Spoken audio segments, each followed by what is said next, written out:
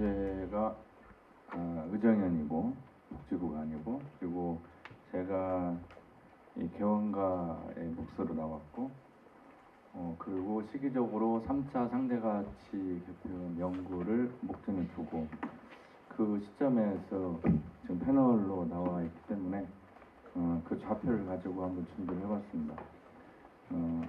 누구나 다 알고 있는 수가가 낮다 올려달라 그 얘기는 빼고, 또 다 중복돼서 말씀하신 것도 또 빼겠습니다. 저는 한 5년, 10년 후에 우리 이 의료계가 어떻게 나아가야 좋겠는가, 그런 관점에서 생각을 해봤습니다. 구석기 시대에서 신석기로 가는 어떤 개선을 하자, 이런 생각은 해보지 않았습니다. 구석기 시대에서 철기로 가자, 이런 생각을 해봤습니다. 의사는 육체적 노동과 정신적 노동을 같이 하는 거에다가 지적 가치를 추가해서 하는 아주 고난이 노동을 하고 있는 특수한 직업군입니다. 그런데도 불구하고 의사만을 위한 어떤 직역의 가치 평가를 위한 막스가 굉장히 고민한 그런 것들은 대한민국에 어디에서도 찾아볼 수가 없습니다. 배타적 면허도 아니고, 의사 면허는 면허로서 분명히 어떤 행위에 대한 이 권리나 이거를 보장을 받았음에도 불구하고 택시 면허권이랄지 조업권과 같은 이런 배타적 면허가 되지 않기 때문에 의사 면허는 지적 재산도 보호를 받지 못한다. 그럼에도 불구하고 지적 가치를 위해서 꾸준히 수도 없이 연구하고 또 공부하고 하고 있죠. 그래서 우리 의사들이 행하고 있는 하나하나가 하나의 상품으로 치게 되면은 그거를 우리가 수가로 이렇게 평가를 받고 있는데, 이제 한번 역동적으로 생각을 해봤어요. 진찰료를 없애자. 진찰료를 없애면 어떨까, 그런 생각을 해봤습니다. 진찰료 없애게 되면은 접수비가 있어야 되겠죠. 행정비, 의료기관 이용비, 이러한 객관적 데이터에 의한 비용을 접수비라고 해서 접수할 때 수령을 하게 되는 거죠. 그렇게 하게 되면은 그 다음에 이제 접수 후에 진료실에 들어와서 각 과마다 굉장히 다양한 형태의 의사와 환자의 만남이 이루어지게 됩니다. 그 순간부터 치료의 직전까지를 우리는 진찰이라고 하는데, 지금 현대의학은 진찰, 검사, 치료가 명확히 구분되지가 않습니다. 갈수록 더 그러할 것이라고 생각이 듭니다. 우리 서울시 여기 회장님 나오셨으니까 제가 이비인후과 예를 한번 들겠습니다. 잘은 모르지만 코 환자가 왔어요. 안녕하십니까, 어서 오세요. 딱 앉았어요. 비경으로 코를 나야살 스코핑가 벌리고 바로 셀랑 이리게이션 들어가죠. 자, 여기서 시진이 들어갔으니까 이리게이션 세척에 대한 의료 행위가 시작이 된 겁니까? 진단명이 나왔습니까? 세척하면서 점막의 부은 정도를 보게 되죠. 용종 있나 없나 살피게 됩니다. 진찰과 검사와 어떤 치료 개념이 믹싱해서 같이 돌아가고 있어요. 그러면 여기에서 이 환자에 대해 40분 정도를 여기서 소모했을 경우에 과연 진찰 시간은 몇 분이고, 검사 시간은 몇 분이고, 치료 시간은 몇 분일까요? 이런 환자를 하루에 몇 명을 봐야 먹고 살까요? 굉장히 힘듭니다. 그래서 수요량, 의료 수요량, 공급량, 의사의 행위와 도구, 사용되는 도구, 그 다음에 시간, 그 다음에 지역마다 또 건물 임대료도 상당히 차이가 있죠. 어느 정도 차이가 나야 이거를 평균값을 잡죠. 월세가 60만 원부터 월세가 700만 원, 1200만 원까지 다요. 그래서 이거를 상수값 K를 정해서 표준 진찰료를 만들어 놓고 이 각각에 따른 변수의 상수값을 곱해서 물건값을 정하자. 그러면 진찰료가 필요가 없게 됩니다. 두 번째는 진찰료를 없애자. 그리고 아까 말씀드린 접수비를 정하고 모든 의사의 행위 수가에 일정한 포션을 취하자.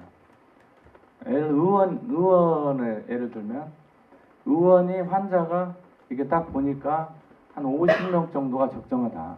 뭐 총액으로 가든 주치로 가든 하루에 50명 정도를 보면 그 동네에 주민의 시민의 건강을 위해서 굉장히 적정한 진료가 이루어질 것 같다.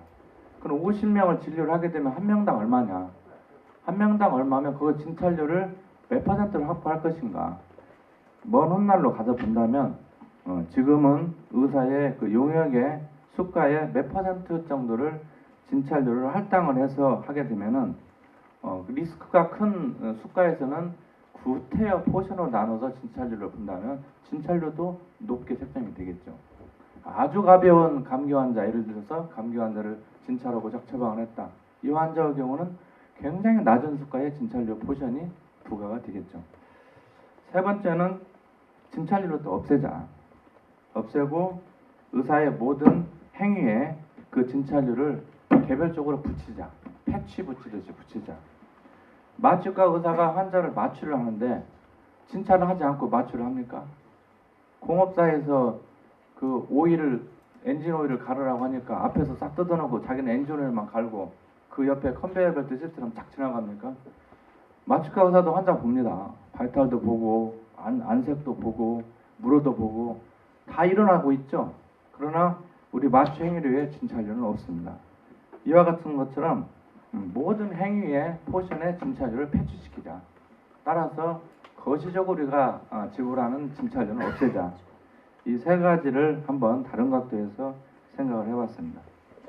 의료의 행위가 수야 공급 법칙에 굉장히 어긋나고 있고, 그 다음에 산부인과 같은 경우는 여성만 보잖아요. 내과 고혈압 환자를 본다 하면은 우리나라 고혈 환자가 발생되는 유병률이 물론 따져봐야 되겠지만 잠정적 환자의 풀은 대한민국 인구 5천만 원 보면 5천만 명입니다.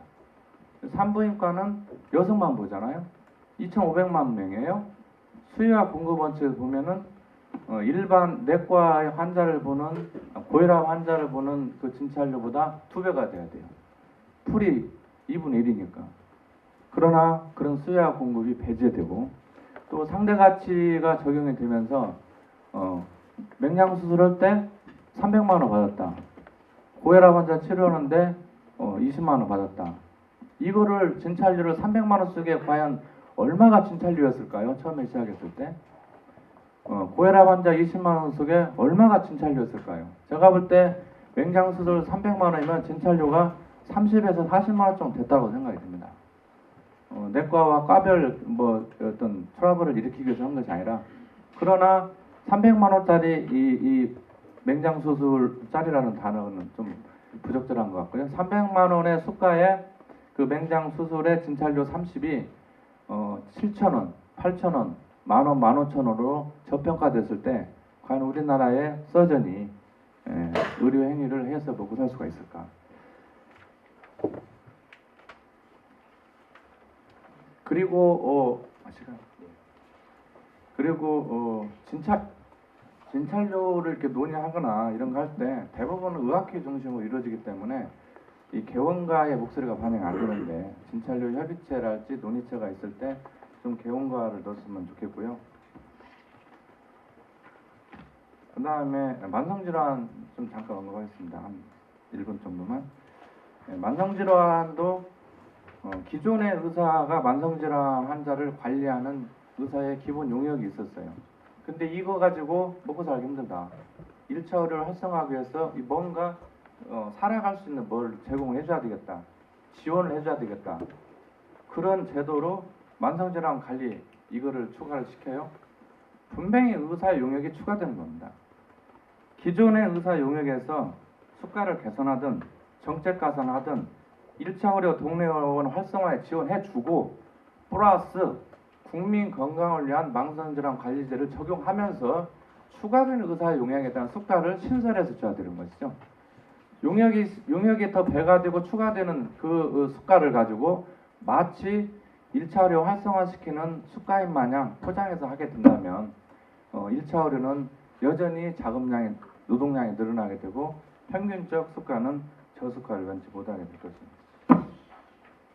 시간이 여기까지 왔습니다.